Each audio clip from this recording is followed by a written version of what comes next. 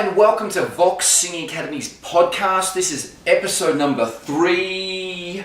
Welcome back, Em. Welcome to the Friday afternoon podcast. I always look forward to the podcast here. Yay! It's great. I really love doing it. If you like this podcast and you like this channel, please subscribe. If you have any questions, please put them in the comments section below.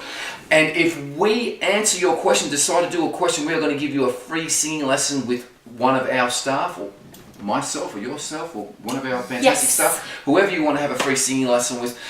So please put your questions and comments below, and if you're the lucky winner, we'll announce it here on the podcast.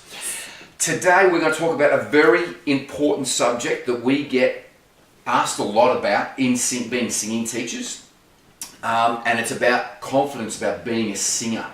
So let's kick this off with you, Emily, okay? So we'll start with any of your personal experiences or taking it way back when you were a young performer. I know you come from a long stream of performers, and performing was always in your family, and you always performed and had sing-alongs and different things like that when you were at home with your upbringing. So I suppose maybe you're already used to performing from a very early age. Yes, my anxiety is from a different side. So when you first auditioned for your first band or performance or anything, did you feel any nerves or were you lacking confidence in any way? And how did you overcome that? Well, I did have, I will tell a story if that's allowed. Sure. We'll just see how much time we've got. Yeah, we have like 4.5 hours, that's fine. I'm a huge fan of the Riverdance. It's the biggest Irish dancing Celtic music show in the world, which overtook the world by storm in 1996 or something crazy. Yes, and I was just over 20 when I heard it and saw it for the first time. I was gone. Celtic music is my big love for life. And at one point, there was a fantastic opportunity. There was a casting for the Riverdance, and the casting call was for all over the world, and there was already internet, and my anxiety is it just shakes me just thinking about it again. My anxiety is not for performance, but for applying for things. Oh, wow. So just sending different applications and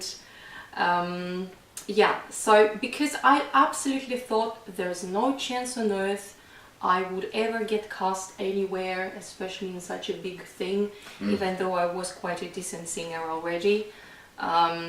Not as good as now, thanks to you and my but just and our that, fantastic colleagues. If you don't put it out there, you never know what's going to happen. Yes, so you never know your luck in a big city. Yeah, so I was confident enough just singing in front of people and recording in front of people, but having this list in front of you, okay, so you need to record 2 pieces, this piece in this key and this piece in this key, and here are your links, and you need to submit an audio and a video, you're singing live, so there's no auto-tuning and things happening.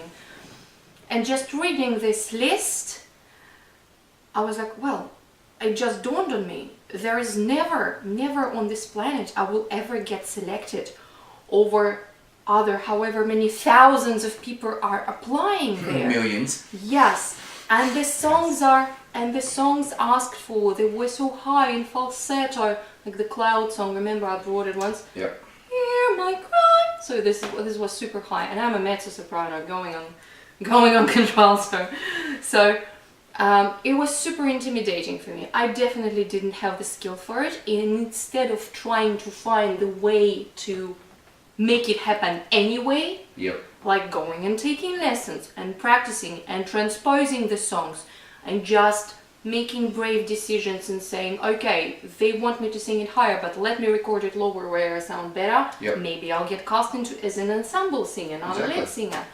So instead of doing all of that, I just froze. So the best advice that I can give people is, if you're feeling super intimidated and not confident, think why most likely because you are not unsure in your skill.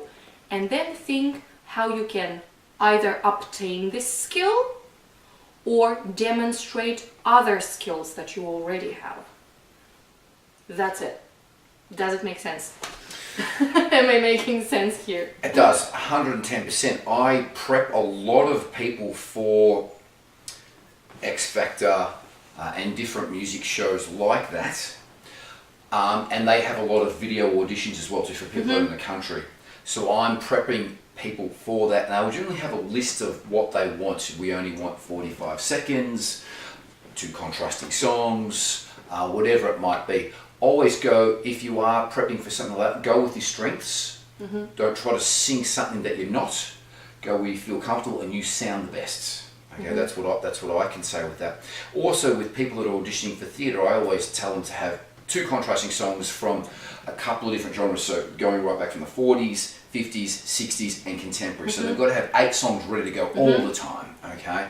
And again, singing the songs that you think that you present the best. So if it doesn't matter whether it's a Lloyd Webber production and you sing Gershwin better, if you're singing a lot, do that, you know. So sing where you feel comfortable, be prepared, which is a really big thing. But just really put it out there as well too. And that's just a big thing as well too. I think a very important point that you're going on there as well too is, especially AR guys, AR is called, if people don't know what an AR guy is, an artist and repertoire person at a record company. And they are still doing this, but they do it a little bit differently than what they did 20, 30 years ago when I knew them, when they'll shuffle through your cassettes or CDs or whatever it is. Now they sit on the internet and troll YouTube and different things like that. But they also like to see people grow as well too. Do you know what I mean? That's what development deals are about. People are signed to development deals because they can see them grow. So put it out there. And a perfect example would be Ed Sheeran. You can go on YouTube Ed Sheeran when he first started, when he was busking on the street when he was 13 or 14. You can see as he got, it took a couple of years before he became confident and very good. And that came with obviously a lot of practice. And that's what it was, continually honing your craft. So going back to what we do, and it's a question that's asked a lot, that I want to develop more confidence in my voice. So I think developing confidence in your voice is, you've got to have confidence in your abilities firstly. It doesn't matter what you're doing in life. You've got to have confidence in your abilities, whether it's filming here, doing a podcast, whether it's singing. So you have to put in the work, and everyone puts in the work. Like we were discussing before we did this podcast, roughly, we pretty much freestyle here. So this is pretty much live. But there's no script. We just basically say, okay, what are we going to be talking about? Let's talk about this and make sure that we cover this subject, and that's pretty much it, and we just let it fly. I think that you've got to have the skill set first and foremost. So find the skills, find a teacher, train your voice, feel confident in your abilities. If you're for instance, a boxer, you wouldn't go into the ring if you didn't have any skills. You'd go and get some boxing lessons to make sure that you didn't get the crap beaten out of you, because you would. Same with singing or any skill that you're going to be doing. So go and get the skills, practice, be confident before you're going to jump in the ring or before you're going to go and sing. Okay, find out what you sound best at, find the key, and then start small. If you're suffering from confidence issues, start small. Sing at home, record yourself at home, okay? Hold your phone up and sing into it. Yes, sing into it, and then pick out the bits and pieces that you don't think were right and try to fix them. If you can't fix them, go and get professional help. Because I know that, especially with myself, with our training, we call ourselves vocal mechanics. And if you watch my lessons, I pick things up straight away. I don't let one thing go. I pick it up straight away. And the most important point is pitch. So firstly, recording yourself, picking up bits and pieces, fixing it. Once you've fixed it, then look at yourself and see what you actually look like. Because if you're standing there not looking confident, that's a really big important thing. So let's just have some fun, side to side, start to perform, get the song down. And then start with little crowds, build that up. So start at home, sing in front of your mum or dad or someone that you feel comfortable with, and then take it take it to the public, go to karaoke, go to open mic nights. That's the first place where I would start. And we normally find, especially open mic nights here around in Melbourne, they're very supportive, very, very supportive. So go to these different open mic nights and then just keep on going. If you want to audition for a band, audition for bands. Okay, but again, be prepared. Big thing is always be prepared. Before you go up to karaoke, make sure, and you'll see, the better karaoke singers know the lyrics inside out, back to front. They're not looking at the screen. The better performers at the open mic nights know their stuff inside out, back to front. Be prepared, be better, try to be better than the next person. I remember performing at an open mic night once, and the person that was performing before me said, I thought he was jesting. He just said, I just wrote this song down on the way here on the tram. And I went, okay, you're just doing that to make me feel better. I reckon he bloody well did, because he was stumbling through this thing. But be prepared, because you never know who's going to be in the crowd at all. I know that there was a story that Joel told me from Airborne that they played, before they were well known, they played a little crappy bar in North Melbourne.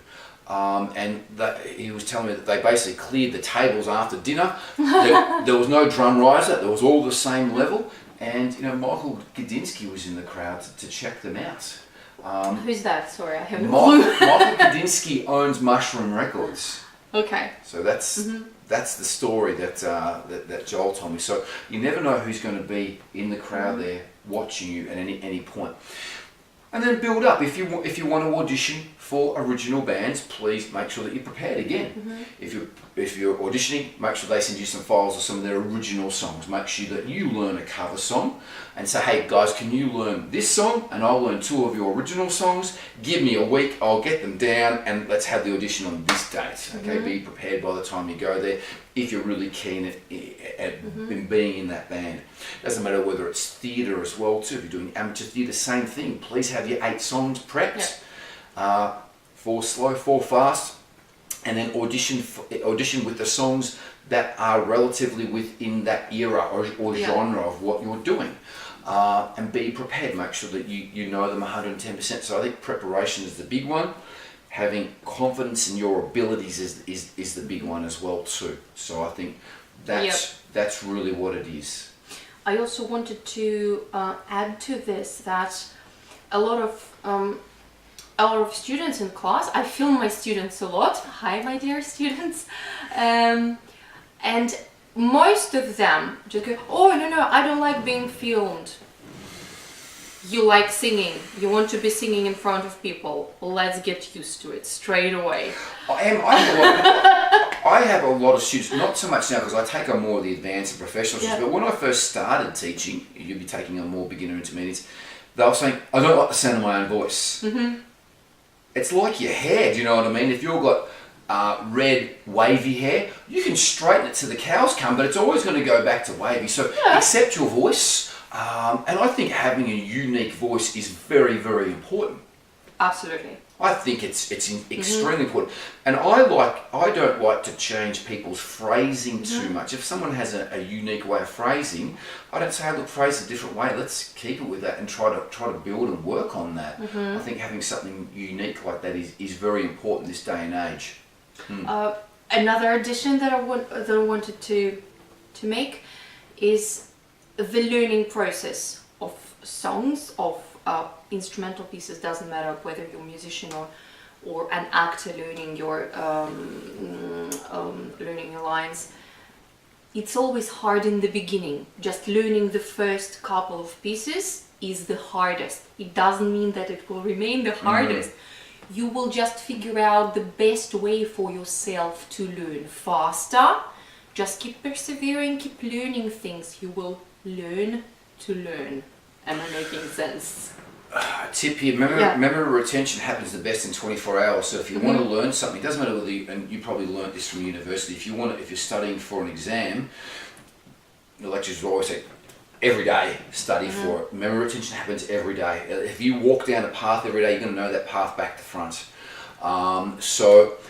If you're learning lyrics, come back and do it every day. Yep. So, and that's just a really big thing to do with that, and just that's the best way to learn things is doing it every day, over and over again. But I don't like practicing, Peter. I don't like learning. It's boring. What do I do? You know, you want to mix it up when it's like that. You know, nothing at all is going. Nothing in life. You're not going to achieve any success without doing the hard work, and that's the whole thing. It feels like a chore. When people, I'm role playing here. Yeah, when people say that, say, okay, well look, let's come to a compromise. Let's just do 15 minutes worth of scales, and then you can sing for half an hour. Mm-hmm. You know, scales are part of what we do. And it's like a football player just doesn't go and play football. They train every day of the week, honing their skills so that when they play the game, hopefully they're going to play well. It's the same as a singer as well too. Yeah. You've got to hone your skills. You've got to do the scales. You've got to eat well. And singing's harder than being a guitarist, because you can be asleep being a guitarist, hungover, whatever it is. But you know, if you're not feeling great being a singer, it reflects in your voice. If you haven't had the right amount of sleep, if you're listless, if you're depressed, if whatever it is, it's going to come out in your voice. That's where before a performance, you've really got to pump up and get into what we call the zone before a performance to give your best performance, I think.